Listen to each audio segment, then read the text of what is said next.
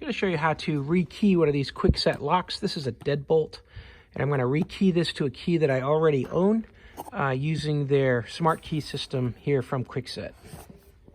So I'm going to make sure that the lock is in the locked position. Take the current key, put it into the hole. Going to rotate that 90 degrees to the right.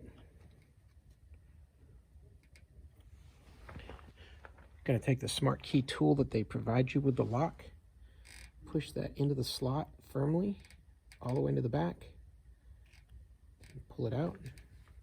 I'm going to remove my existing key.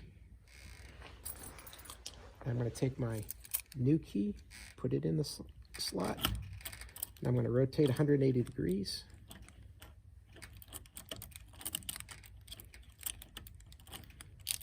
Now the new key is controlling the lock. And I can test the old key, and this will not control the lock. That's how you rekey your Kwikset key set to a key that you own.